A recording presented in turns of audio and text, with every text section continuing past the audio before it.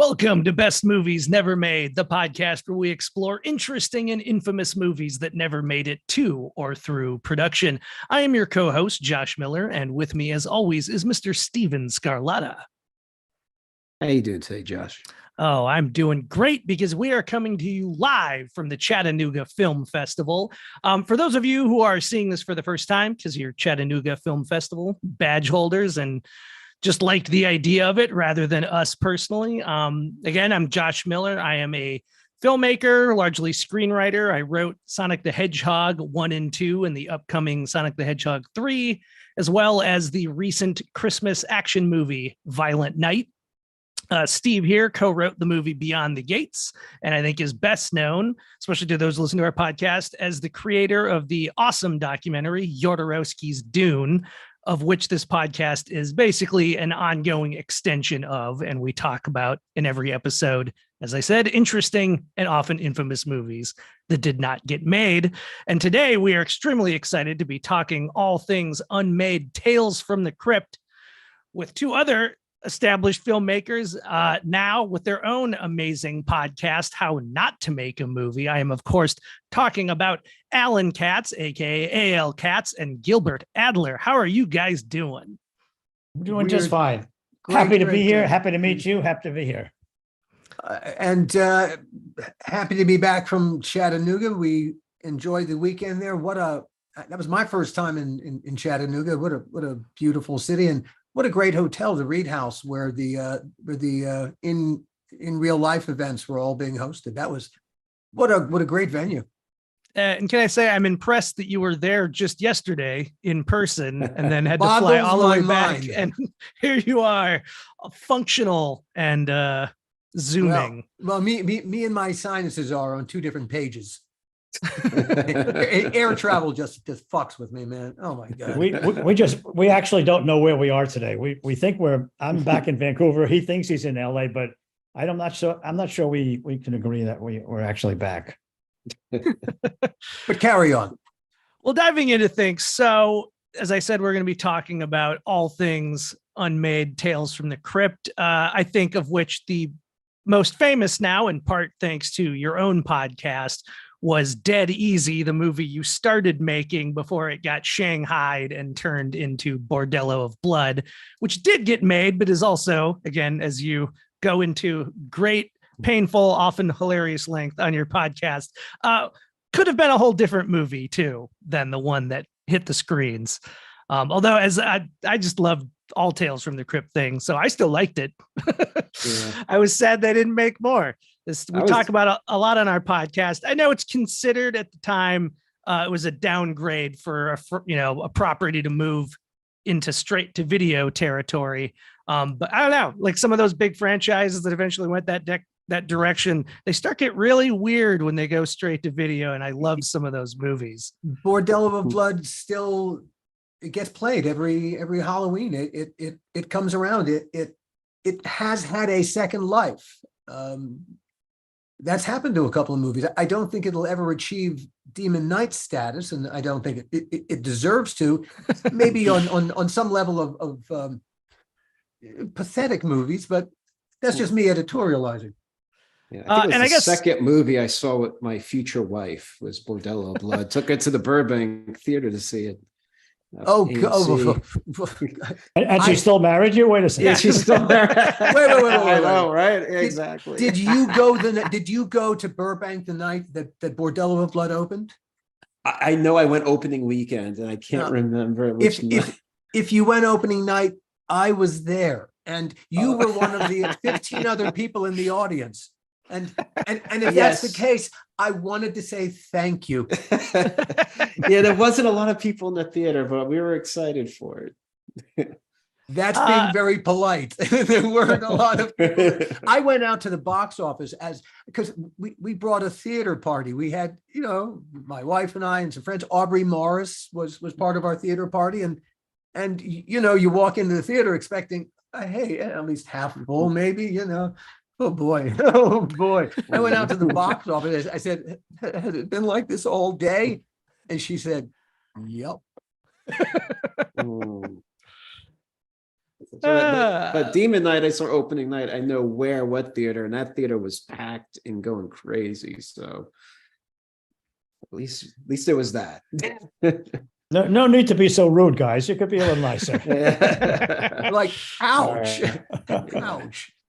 Well, diving into things, Steve, why don't you get us going? And please, Gil, Al, like jump in if it seems like he's missing something. And again, on your podcast, a lot of this stuff is well documented. So I'll just say to listeners who want even more information, I highly recommend you check out their podcast because you go into a lot of detail about the show itself, which was, I'm of the age where my family didn't have HBO, but I had some friends whose family did. And that was always the thing that I wanted to try to go over there just for those episodes. So the idea that they started making movies when I was now of the age that I could see them without sneaking in was very excited to me. Steve, so why don't you just get us going? Yeah, this is going to be about the movies. In 1988, the series was created, and in June 10th, 1989, the series first aired. And if we jump to October 1992, that's when I could find the official announcement that they were going to do Tales from the Crypt movies. Like in the Hollywood Reporter, where it was like the Tales from the Crypt partners, Silver, Donna, Hill, Zemeckis, and Giler are planning to translate HBO's series into what they hope to be a new suspense horror movie franchise for the 90s. And this article said that Richard Donner, Walter Hill, and Robert Zemeckis agreed to direct a feature-length movie on original stories, so that was the first announcement. Of course that changed. Yeah, I see. I mean, I was going to say that to interject there. This is for the YouTube audience. Yeah. I was going to ask, that's obviously what gets announced in the trades. Like, what were those initial conversations? And especially when did you become involved in the conversations of, hey, we want to move this beyond the TV show? Well, I think the first thing that I remember Dick saying was when he heard that the announcement was made and that he was going to direct one, as was Bob and Walter, I think he looked at me and said, are they out of their fucking minds? They're not going to do it. I'm not going to do it. Who put that out? So that was never going to happen. I mean, that was, as we said, it was part of the release to get eyeballs popping and to people get excited about it. It's Joel. I'm sure Joel, he ran the publicity part of it. And, Joel's a showman, and it's you promise the moon, the stars, and everything beyond, and hey, whatever you can deliver, that's what you deliver. And was the plan always to do a full story feature, or was there ever talk of doing like a creep show style anthology movie? No, it was always one story. There was never an idea of doing 3 episodes. That would be too much like this TV show. Yeah. And so we didn't want to do that. It was always going to be a full story, an hour and a half or thereabouts movie on itself. But what was that story? Because, in Tales from the Crypt, we hit on all different kinds of stories. We have vampires, we have ghouls, we have, everyday people like you and I who do terrible things to each other. So it was a question of, okay, what is that? What should we do as a movie that's going to feel Tales from the Crypt-ish, but is not the series? And how many seasons in was the show when the features conversations began? 4. 4. Yeah, when Gil and I went aboard Tales at the start of the 3rd season, that was supposed to be the last. And short story long, what Gil and I did, we reinvigorated not only the franchise, but the Crypt Keeper. And I think the Crypt Keeper drove an awful lot of what the franchise was, what it felt like, what it became. And at the end of the 3rd season, not only did we not get canceled, but they ordered more seasons, in the promise of more. So by the end of the 4th season, suddenly not only were we still alive, we were attracting Tom Hanks to direct episodes, and we were getting, we were popping.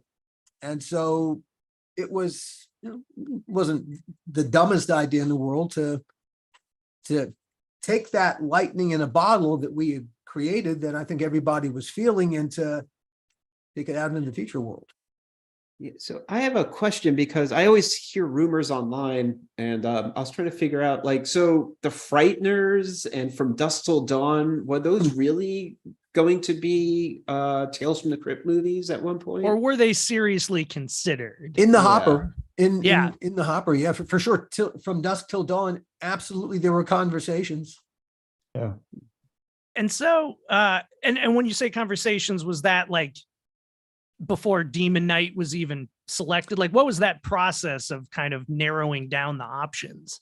Scott Nimmerfro was very, he was vital to the process. He ran Dick Donner's development. And Scott also was heavily involved in Tales from the Crypt. He wrote, I think, more episodes than anybody. And really some of the very best episodes are Scott's. And so Scott was, he knew every good script in town. Scott knew.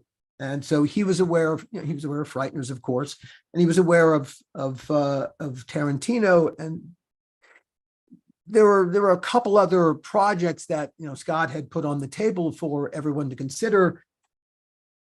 There were, of course, many moving parts to each. And so though we might have been interested in From Dusk Till Dawn, yeah, there were some other moving parts that didn't necessarily, jibe at that particular time.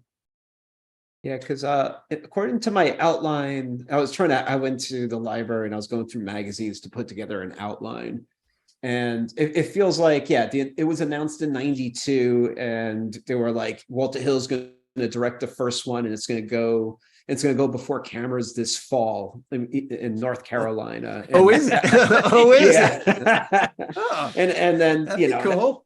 Yeah, that didn't happen. And then the news doesn't come back again into 1994. And then that's when it seems like everything was more geared in, like they knew it's going to be Demon Knight. It's going to be Fat Entertainment Tuesday. Journalists will believe anything they're told. Yikes. Yeah. And because that's when, so I guess officially Demon Knight gets announced as the first one. And what was it like? I mean, what was it like choosing Demon Knight, or did you have anything to do with that, or how did that all happen? You go, Gil. I think there were, we had a lot of conversations about what that movie should be. And Demon Knight was one of the last maybe 3 scripts that we all could agree, yeah, this is in the zone, this was feeling right. I was supposed to direct the first one, so I was going to direct Demon Knight, but I didn't really like the script as much as Dead Easy. And so I basically said, I'll take a pass, and I'll do the second one. And we all agreed that fine. That's the partners agreed that, we agreed that, and then we moved on from there.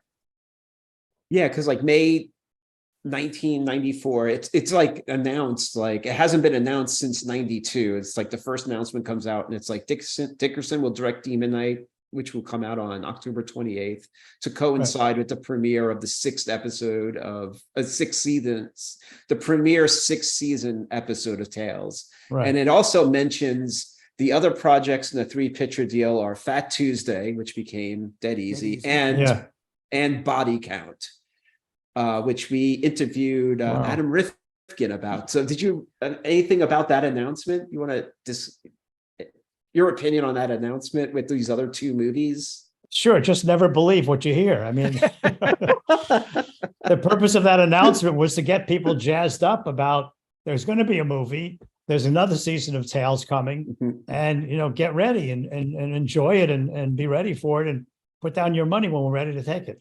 But don't put any of this on your calendars, for fuck's sake. Yeah, the 3 movie projection, that's real Babe Ruth style, pointing to where your home run's going to go. Right. But as Pointing as at the next county too.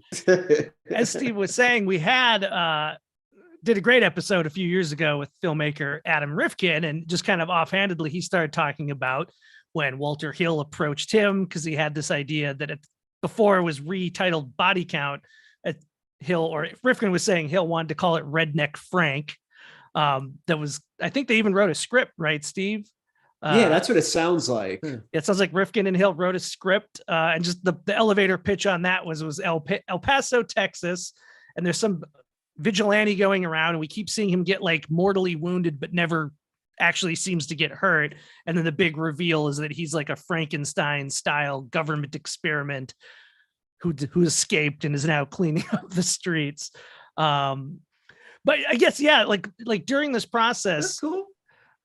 yeah, like to what extent did you even like hear about these, or was it kind of like Joel was just off on his own, getting people to write scripts? A little of both. A little of both. I mean, we heard about them. I know Adam very well. He was in those years, he was a really good friend. In fact, I'll give him a plug. He just finished making a movie that he directed with our good friend Malcolm McDowell, and they just finished shooting that about 2 or 3 weeks ago, I think. So Adam was a really good filmmaker, a good writer. First of all, there's no such thing as a 3-picture deal. When you get a 3-picture deal, you're lucky if you make the first one. And if you make the first one and it does well, then maybe you'll make the second one. Maybe. And the third one, nobody talks about for months and years later.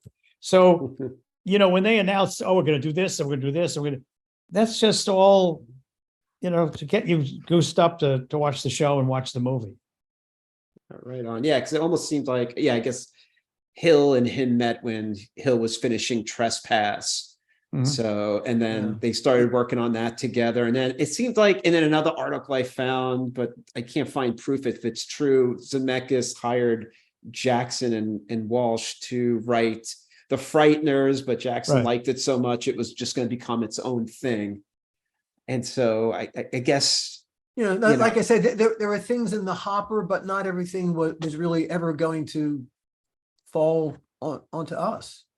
I think there was a blink of an eye when they talked about Frighteners, but it was never really serious, because I think Peter really was more interested in making it for himself and making it his initial movie, and not having it under the banner of Tales. I remember seeing a copy of the script on Scott Nimmerfro's desk when I'm sitting in Scott's office talking about episodes, and he pointed to it and just he loved it. So it was close enough to touch. Well, and I guess talk a little bit about the, because Fat Tuesday. Well, I guess actually first just talk about because Fat Tuesday started out, I couldn't find more information about the guy credited on the script, J.P. Kelly. I don't know if that was the only thing he ever wrote that made it into the actual Hollywood system. But talk a little bit about that process of how that script came in, and obviously was the one that you guys kind of fell in love with and wanted to do before Demon Knight. Go ahead. Well, I was going to say the mandate for the 3 movies was 3 very different movies. And all right, so if the partners and everybody wanted the first movie to be a monster movie, okay, cool. Then, all right, then the second one should be as different as possible. Gil and I also had ambitions beyond horror. And we saw an opportunity to do, for a breakout project of our own. And what we loved about Fat Tuesday, and what I think we evolved it into in Dead Easy, was a psychological thriller in the Don't Look Now vein. That's interesting, thinking of it through the Don't Look Now vein. That was the goal, something that was, yes, because it were Tales from the Crypt. Yes, there were going to be horror elements, but we wanted to lean more heavily on the psychological, the emotional, the human beings. We really wanted to make our characters pop. And we saw a great hero, we saw a great female lead, and we saw a kick-ass fucking villain. Oh, Dead Easy that's the thing that breaks my fucking heart. What a franchise villain the Harlequin could still be for somebody clever. No, you're right. Like, I think if that would have came out, I swear to God, there would have been so many people with tattoos of it, action figures of it. It would have become that could have become a franchise in its own right. Mm-hmm. Because of that, because it had a great villain, a villain with that everyone understood, hey, a harlequin, tinkle, tinkle, tinkle. I mean, you could turn an innocent sound, tinkle, tinkle, tinkle, into something fucking ominous. Mm-hmm. And we really was wanted, great. we really thought it could become a franchise unto itself. And we spent a lot of time designing what that harlequin would look like and how he would act and how he would move. And, it was a shame it never happened. By the way, if anybody knows where Kelly is, we would love to talk to him. God, yes. God, yes. Yeah, just to say hello, even. Well, who are you? I saw some concept art online. I just don't remember where I pulled it from. I'll have to send it to you. It looked amazing. Well, before we even get into the conversation, Greg Melton did Greg Melton created a whole lot of terrific concept art for what it would have looked like. I was gonna say, before we get into talking about how close you got, maybe just tell, I should also note for the Chattanooga badge holders out there, you are going to be doing a live script read of the whole script for the festival. So people who want, the full detail, we'll talk a little bit about it. You will get to meet form. our harlequin. You'll get to meet him. Yeah. But and we'll be doing a reading with actors. It's not going to be Alan and no. you're not going to be the harlequin for odd pages, and I'm the harlequin for the even pages. We have actors. But tell us a little bit about the pitch on the movie, like a little bit about the story and the primary characters. It's a recovered memory story. A guy suddenly midlife crisis, and he's always had this image in his head, swamps. The life he's living is somehow, and it turns out, he was adopted when he was a baby. He was actually from a family in the swamps, a family of shamans who were guarding something. And one of the shamans kind of broke bad, and he tried to steal the soul of his son to live, to live forever. He ends up in the nether region, but hey, he can get back to this place if he can grab the soul of his grandson. And that's what he does. And it's up to the son now to deal with his father, that's the harlequin, really. He's a shaman who broke bad, and he's got to get his son's soul back if he wants to see his son again. Now, let me just ask the listeners straight up and down. Doesn't that sound like a great idea for a movie today? Forget that it was 25 years ago. Or would you rather watch Bordello of Blood? Well, I would have loved to have both. I wish they'd made 10 Tales from the Crypt movies. I think it would have had such a cool impact too, because there was like all these failed slashers in the 90s. It's not saying it's a slasher, but they were trying to recreate Jason and Freddy again with Dr. Giggles and Brain Scan, which I liked. Then it was like Pinocchio's Revenge and the Ice Cream Man, all these things that just didn't like connect and have sequels. But for some reason, when I was reading your script, it was killing me. I was like, oh my God, this was perfect for that, Well, he's wearing, I guess, for listeners, the character's called the Harlequin. We eventually learn what his human name was when he was human. I guess Harlequin, people think of Harley Quinn, whose name is a pun, obviously. But he was going to be wearing the full we would have owned it first. Fuck the full Harlequin outfit, and his face is kind of half rotting away. And I like it as the nice gimmick where he can steal other people's faces to pretend to be them. So shapeshifter, he's a shapeshifter. Come on, man. So towards the end we get a little of that The Thing fun where the twists of who it turns out to be. We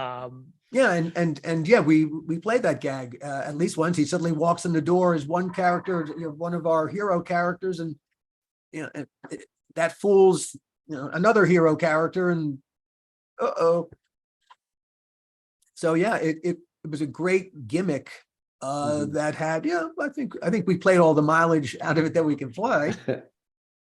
Great atmosphere with New Orleans and everything too. That would have been the coolest part. The swamps. You take a boat through those swamps, and man, that's a horror movie unto itself. And I love it has a very Tales from the Crypty opening where there's a bunch of like a low life criminal and some unfortunate locals that he's hired that he's trying to drill in the swamp to find like oil or gas or something.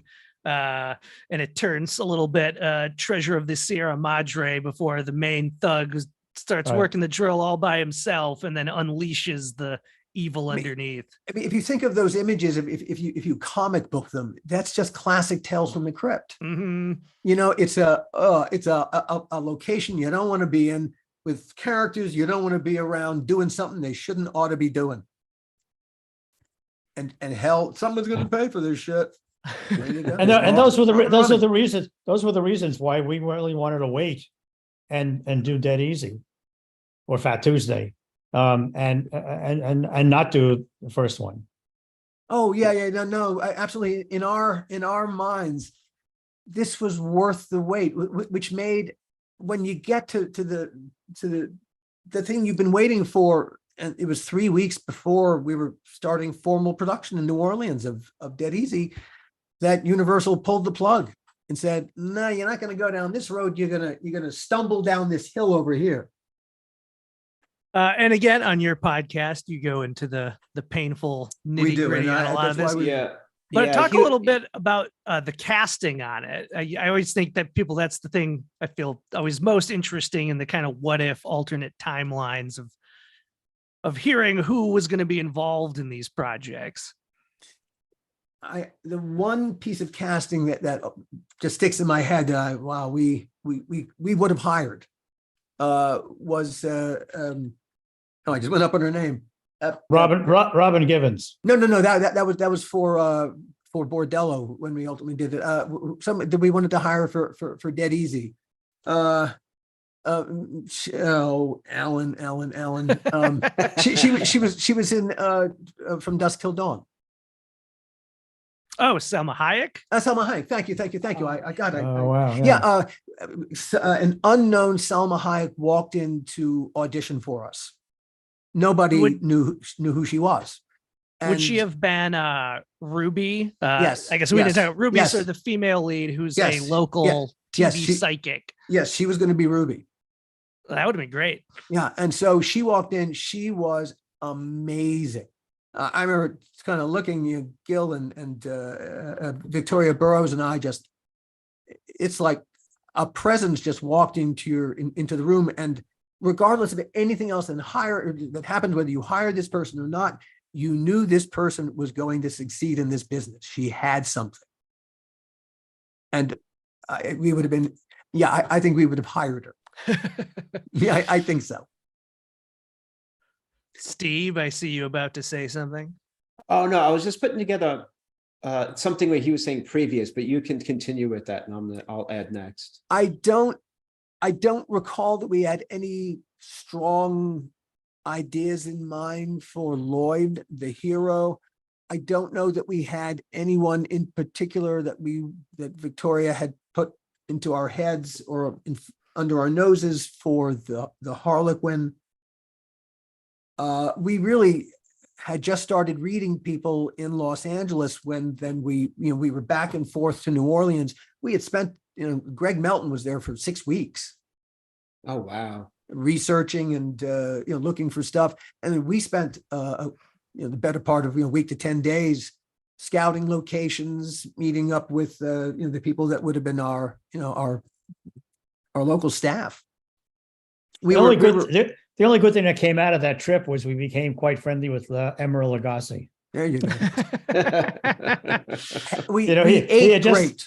He just opened up one of his restaurants, and we went there, and he heard we were in town, and he came over. He said, does anybody have any allergies? Anything you don't like to eat?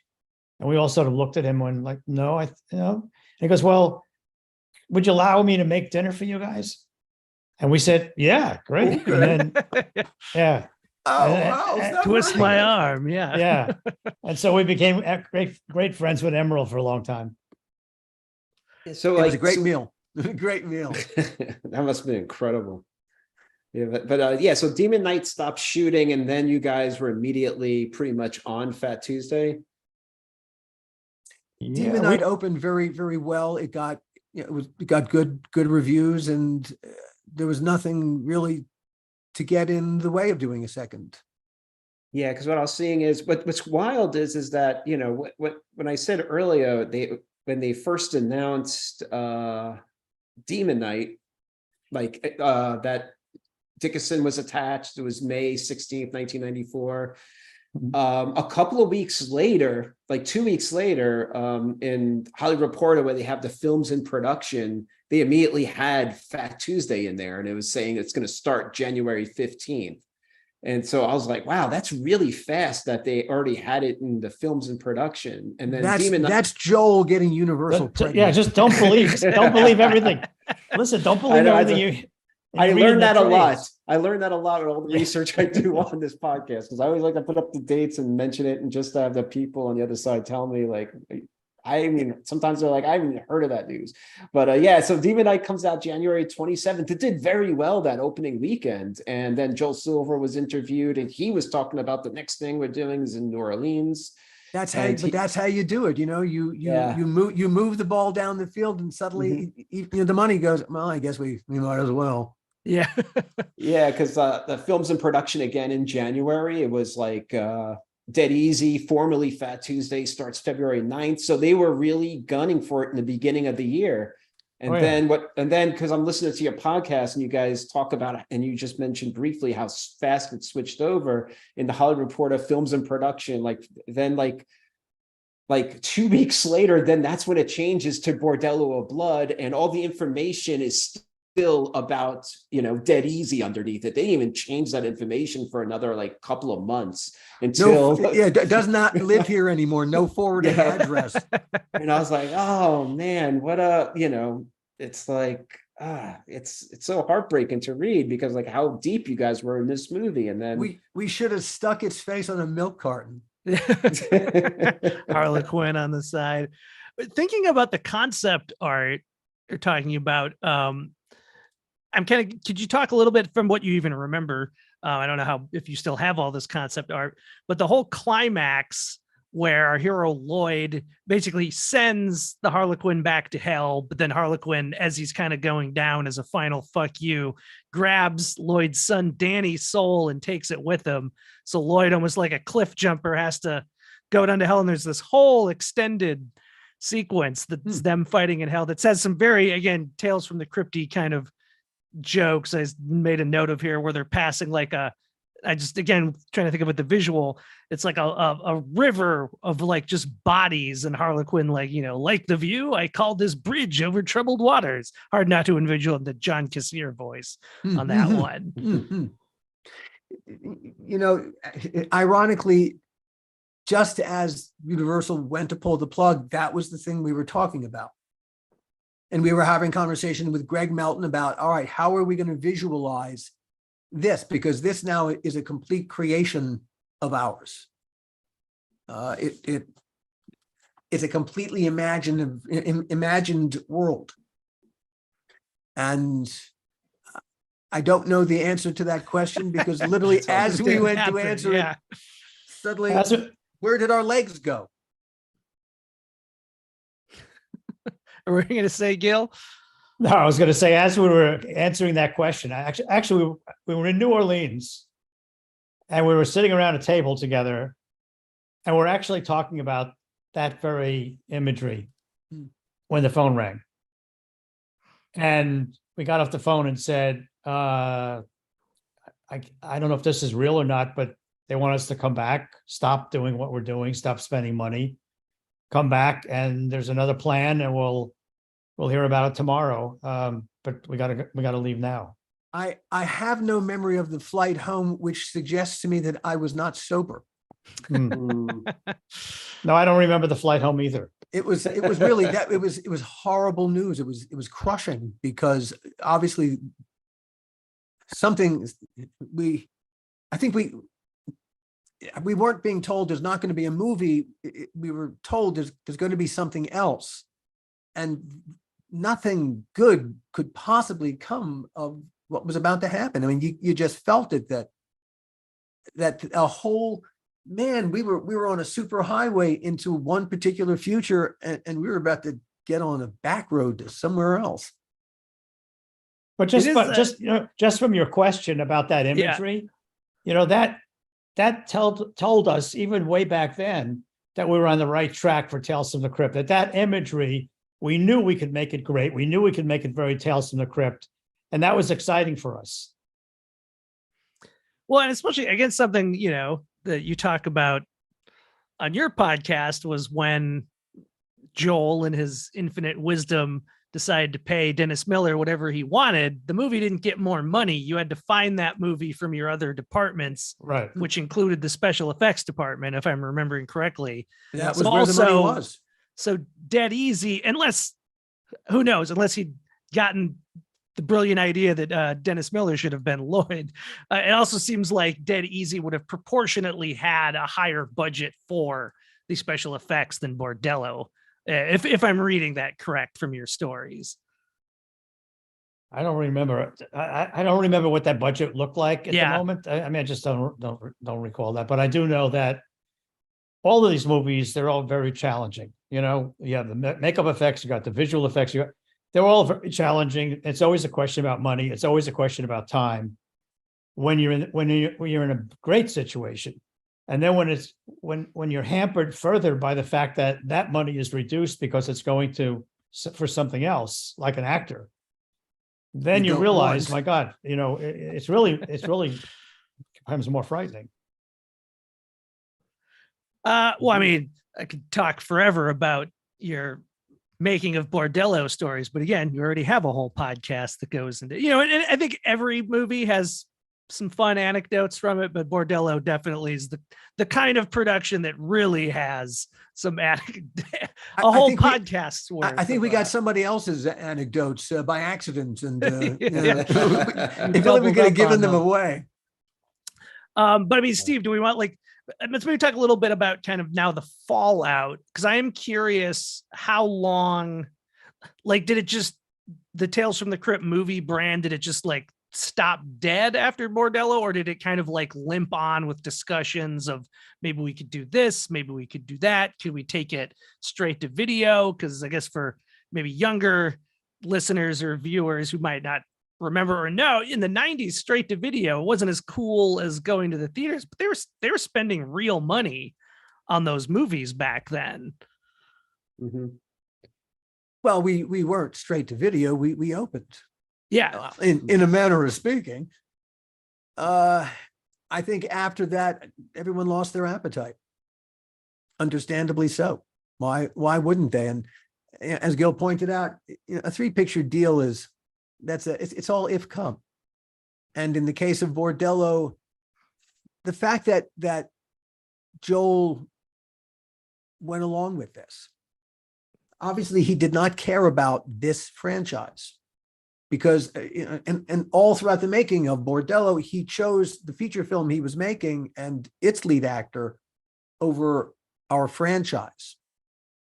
An odd choice to make, very short-sighted. That's just me. Yeah. But this was the thinking. Such a bummer. I mean, I don't need to tell you guys, it could have kept going. Because there was the Saturday morning cartoon was just about to start too, and it keeps hey, either you respect your franchise or you don't. And alas, Joel loved the benefits of his franchise, but he didn't accept any of the responsibilities of maintaining it. It's and that's work, really and truly. It's work. You got to do it every day, especially if you want to keep it going. And he took it for granted. That happens. And I'm trying to remember from things you said on your podcast. Obviously, while you were in Bordello, I'm sure you didn't have a whole lot of time to think about anything other than trying to save that production. But I am curious if you were still kind of thinking again to the future of what were you hoping that Bordello would do well and then Dead Easy would be the third film? Were there other scripts still coming in to this sort of again pipeline? Yeah, when you're making a movie, it's everything you can think about. I mean, Yeah. there's really nothing else to talk about or think about except how you're making that movie and what are you going to shoot in the next half hour or what are you going to shoot tomorrow. It's so there's really no time for conversation or even thought about what happens after will happen after. Yeah, and the only ancillary stuff that we could talk about was the next season of Tales from the Crypt, which had to get organized at the same time. Oh man, I forgot about that. Yeah, that also, the meter is running, and so you've got to get scripts organized. You gotta begin to put that together too. Yeah. Yeah, in the alternative universe after Fat Tuesday, Dead Easy, we would have got, it looks like from what the trade said and what Rifkin said, it would have been Body Count, which, as we already described, sounded pretty awesome. So missed out on such a good trilogy. If you're going to blue sky, let's say we had made Dead Easy, and let's blue sky and say that Dead Easy would have been the movie that Gil and I aspired to make. And had been successful, and opened some additional doors. That also might have impacted what the third movie was. Mm-hmm. And so it's once success changes everything, and who knows? By then there might have been something along the lines of Dusk Till Dawn that was a hot script that Joel would have seized upon as being the more marketable thing. And in that moment, the initial thought with these movies was to make three very different movies. We didn't want to make the same movie over and over again because it's Tales from the Crypt. They had to be very different, anthological. So if we had done the second one as Dead Easy, which had much more thriller element to it, and a lot of our Tales from the Crypt show itself had thriller element to it, as well as all the other horror issues and elements, that might have extended the life of the series of movies. Oh, absolutely. To a degree, what Dark Castle was trying to do, in theory, that could have been part of what the Crypt franchise evolved into. Oh yeah, absolutely. And I guess, Gil, I'm assuming clearly not, but I guess I'm nonetheless curious when Dark Castle was starting, because Katz pointing out, in a way, it's kind of was just making more Tales from the Crypt movies. Was there ever any thought of trying to do like House on Haunted Hill, trying to keep the brand alive, or did everyone? It was just so thoroughly dead. And... No. Dick was Joel was on to the Dark Castle idea, and having another company. He had it, I think, with the Crypt estate. Yeah, and he had it with most of the people in Tales from the Crypt, and he just wanted to start something new, and went after in a very different way, because he was talking about Hammer movies, remaking Hammer movies. We made remake of Bill Castle movies, and so the approach was a little bit different in terms of where do you get the material from, or how do you create material. But it was still, in the sense that Tales from the Crypt was a collection. And all these other things are a branded collection. So, then you don't have to think of anything. It's just redo brand, pieces of the collection. Yeah. It's very, very clever. Joel, he's really smart. And I think that's another thing people forget about too, is how many big names were attached to Tales from the Crypt, TV and movie franchise. It's a lot of people to deal with. And to what extent was everyone really weighing in on the scripts? I'm assuming not really the other names. No. They were all weighing in on the scripts. Oh no. They were all, and each of them had departments in their own companies of development people. In fact, the initial conversation I once had with Scott Nimmerfro, who was in his own right a very good writer and became a really good friend of ours along the way, was he once came to us very early on, and he had notes, and we would get notes from like HBO and then 5 development people who worked for these other guys, right? So we would get notes up the kazoo.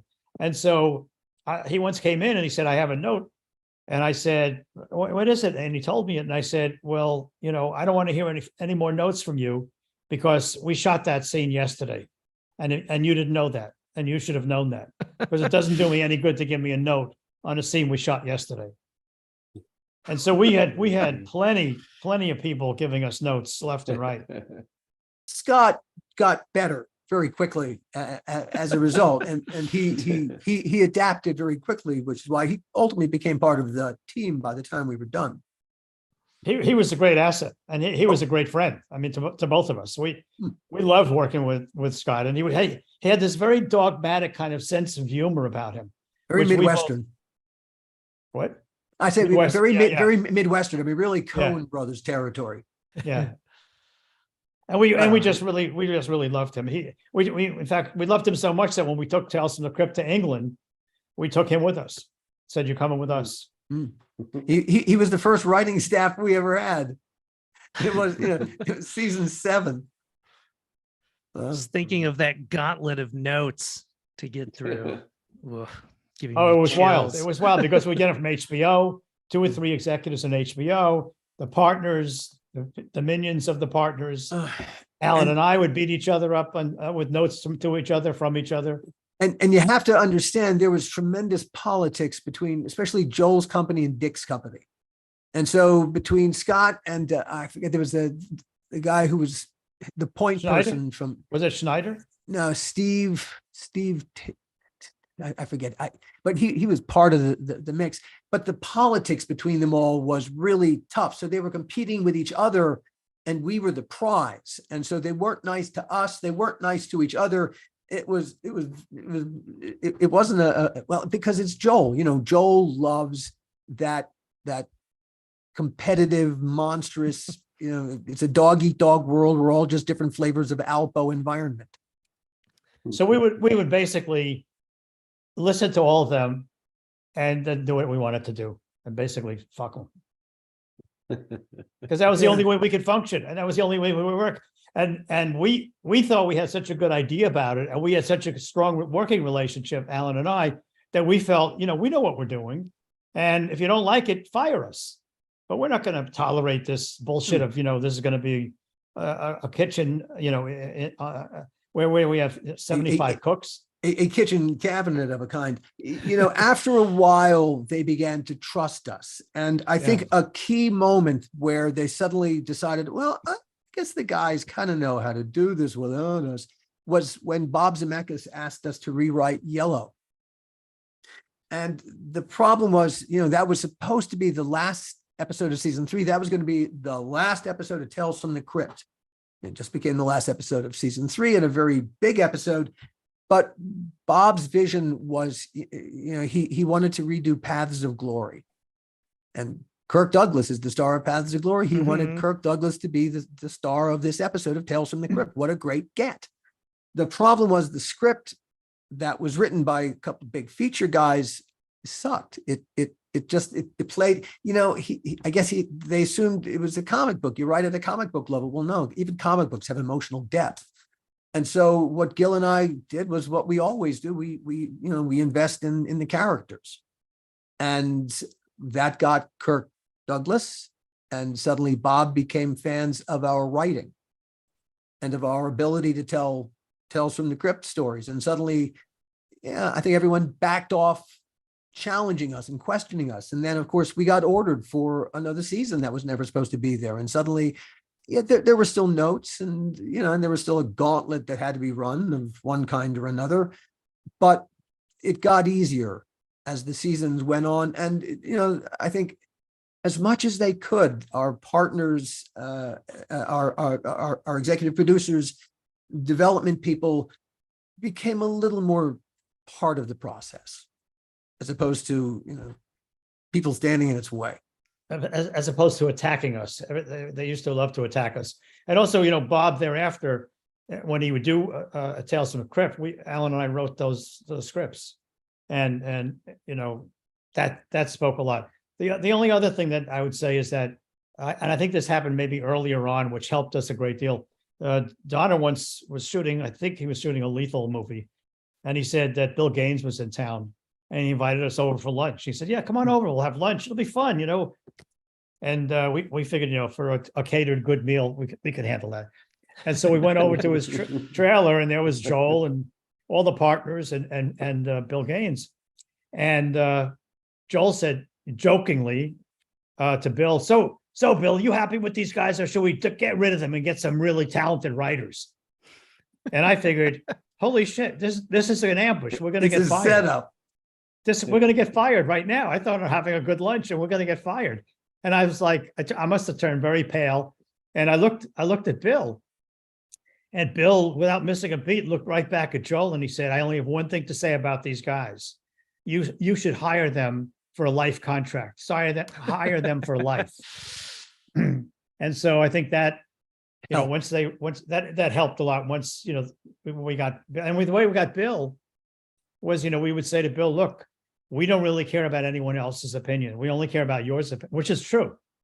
And we would say, we're going to send you scripts before we send them to HBO, before we give them to the partners, before anyone sees them. We want you to look at them. And if you like them, great. If you don't like them, this is what's going to happen. We're not going to argue with you about why we're right and why you're wrong, or what. If you don't like it, we're going to fix it. Or if you don't like the whole thing, we're going to throw it out and rewrite it. That's how Alan and I are going to work.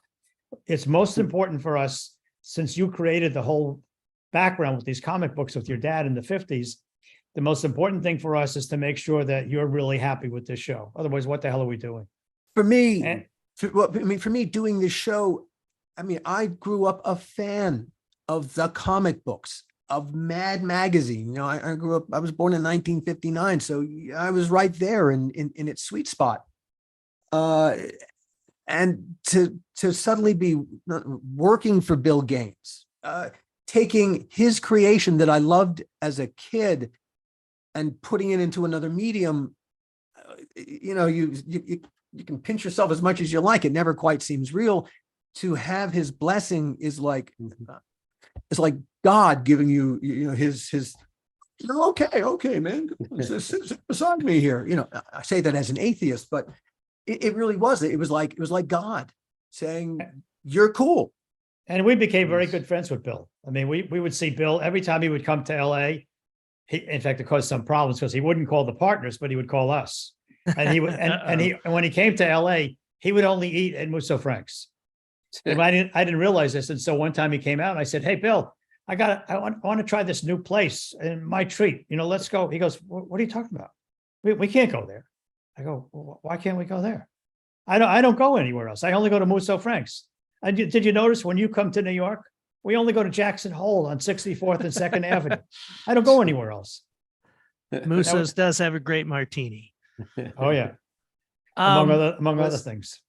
Speaking of the comics, and I'm guessing the answer is no, but I'm curious nonetheless, just thinking of how, the first Star Trek movie, they basically redid and expanded one of the episodes from the original Star Trek.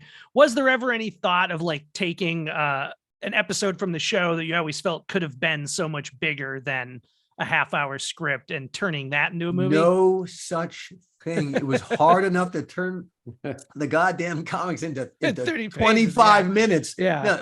Or to 30 minutes because it was HBO. We could go 30 minutes. The comic books themselves were very simple constructions. Yeah. It's the setup to the punchline, and then you go back and you tell the rest of the story, and then you see the punchline. Guy wants to be head of the company, and the last panel is going to be cut off his head. It's stick on a pole outside the company. You got what you wish for. Yeah, really, it's be careful what you wish for. You might just get it, and and all the characters are scumbags.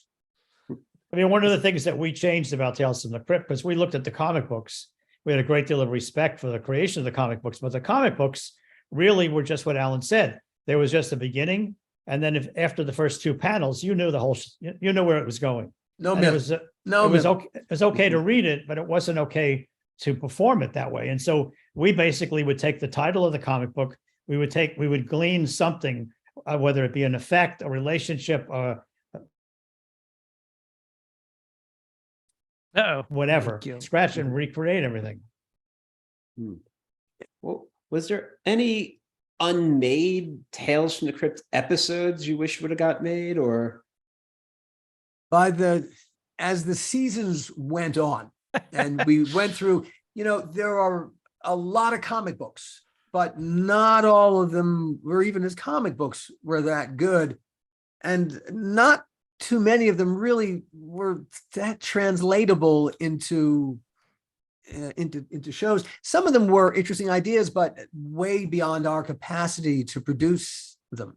And many of them were the same story told in a different way. Well, And I so was going to say, yeah. we didn't want to repeat ourselves. And we would say, we would look at them and then Alan and I would argue with each other and go, wow, why don't we do this? Or, no, we can't do that. It's the same as this one or this one. No, we can make it different. We'll change it this way.